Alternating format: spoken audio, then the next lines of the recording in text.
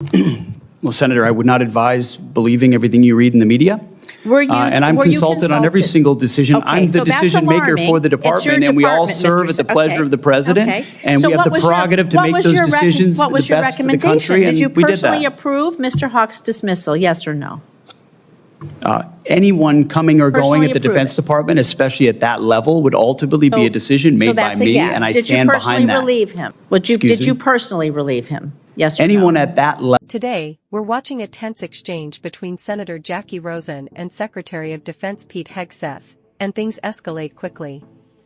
Rosen jumps straight into sharp yes or no questions about Pentagon standards, concerns over anti-Semitism, and the behavior of senior officials.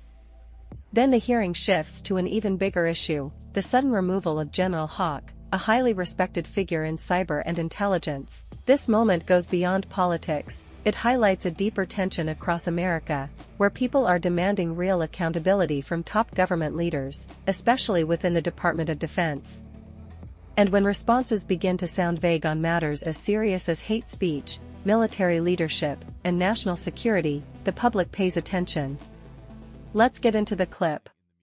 Senator Rosen, you're recognized. I thought I would just create a stir down there. No. I thank you to my seatmates on both sides. Thank you, Mr. Chairman. We take care of each other. And again, thank you, Chairman Wicker, Ranking Member Reed, for holding this hearing. Mr. Secretary, we have a short amount of time, so I'm just going to ask a few simple questions, and I would just appreciate if for some of them you would just answer yes or no. And so, Secretary Hegseth, would you agree that every senior official in the Department of Defense must reflect the values and conduct that our service members must uphold and our citizens expect? Senator, we want to uphold the highest possible standards. I'll take that for a yes. So would you also agree then that anti-Semitism and anti-Semitic conspiracy theories have no place in our government or military? That conspiracy theories lifted right out of a neo-Nazi playbook, end quote, shouldn't be anywhere near a position of power? Yes or no?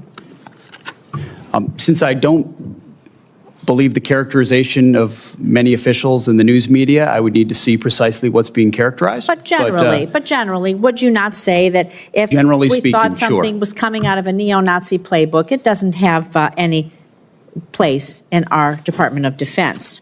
Now, Secretary Hegseth, the quote that I just read you was referencing Ms. Kingsley Wilson, the DOD press secretary. It's a direct quote from her, who my Republican colleagues on this committee have also expressed alarm over due to her comments. In fact, one colleague said, and I'm going to quote again, "Obviously, I don't agree with her comments. I trust the Pentagon will address this," end quote.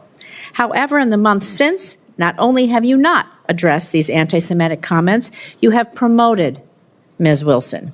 This seems to be at odds, honestly, with President Trump's commitment, very public commitment, to combat anti-Semitism, which you just said you too agreed with. So, Secretary Hegseth, given the rise in anti-Semitic violence, hate crimes in our nation, and to show that the Trump administration, your administration, does have a zero-tolerance policy for anti-Semitism, will you dismiss Ms. Kingsley from her role as a U.S. military spokesperson today, yes or no? Again, that's why I referenced the context and characterization. Well, we'll send you the quote, I've worked directly with her. She does a fantastic job, and there's any suggestion that I or her or others are. Senator, you're attempting to win political points on the backs of mischaracterizing the statements of a member of my department, and I'm not going to stand for that. You are not a serious person. You are not serious about rooting out, fighting anti-Semitism within the ranks of our DOD. It's despicable. You ought to be ashamed of yourself. I'm going to move on to General Hawk. The sudden inexplicable dismissal of General Hawk. He serves as both the director of the National Security Agency, commander of U.S. Cybercom. It's deeply concerning, raises significant questions about the decision-making process, its potential consequences. Public reports indicate that the removal of General Hawk, who has served his country proudly, has been influenced by social media influencer, a personality on social media, Laura Loomer, spreads conspiracy theories. She's been denounced even by Republicans.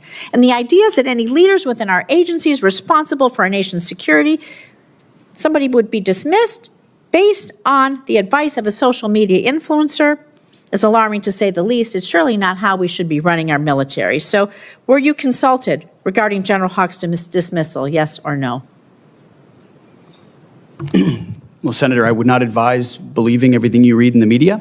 And I'm consulted on every single decision. Okay, I'm the decision maker for the department, and we all serve at the pleasure of the president. Okay. And So we have what the was your- prerogative to what make was those your decisions what for was the your best for the recommendation? country, Did you and we did personally that. approve Mr. Hawk's dismissal, yes or no?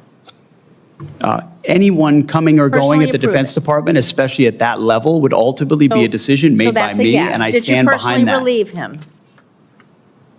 Did Excuse you me? personally relieve him? Yes or no? Anyone at that level You did, who is so that's a relieved yes. would be relieved by the Secretary of Defense. Was there a specific justification for General Hawk's dismissal?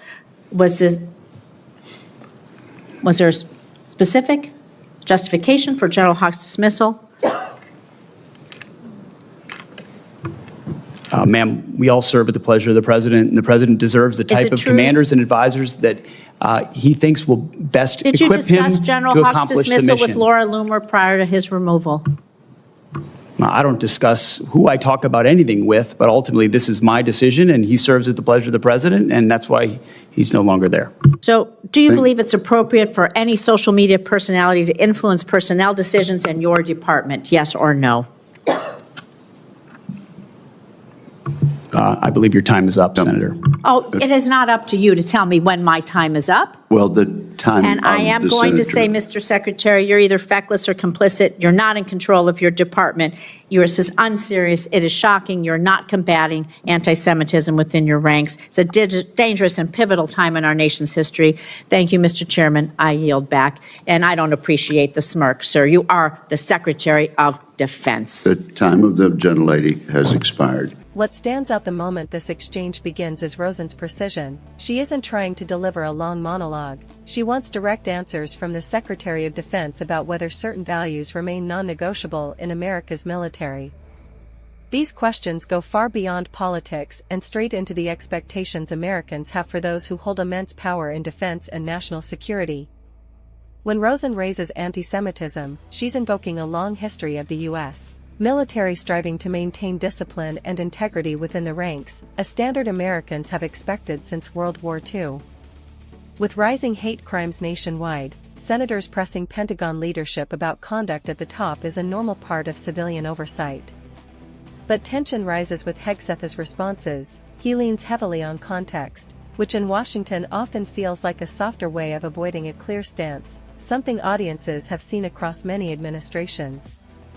Whether people agree with Rosen or with Hegseth, what stands out is the lack of firm clarity. Then comes the issue of General Hawk's removal, a major national security figure leading both the NSA and U.S. Cyber Command. Any sudden dismissal without a clear explanation immediately triggers historical echoes, from Truman firing MacArthur to Pentagon shakeups during the Iraq War, moments that always spark public concern. Rosen's point about social media influence adds another layer, because the idea that military decisions could be swayed by trending posts goes against the tradition of professionalism Americans expect. Hegseth's repeated line, "We serve at the pleasure of the president," is technically accurate but sidesteps the public's desire for straightforward reasoning, not classified details, just consistency. Without that, people fill the gaps themselves. By the end, the frustration is clear. Rosen believes she's getting evasive answers, Hegseth feels mischaracterized, and viewers see yet another example of trust eroding between government leaders and the public. This moment reflects a larger issue. Americans want a military that is strong, disciplined, unbiased, and led by people who inspire confidence. When issues like anti-Semitism, leadership dismissals, and national security decisions get vague answers, public unease grows. Trust in government is already strained, and exchanges like this deepen that divide. So now the question becomes, did Hegseth offer the clarity expected from a Secretary of Defense, or did Rosen reveal real gaps in leadership accountability? Share your thoughts, because discussions like this matter, especially when national security, leadership integrity, and public trust are on the line.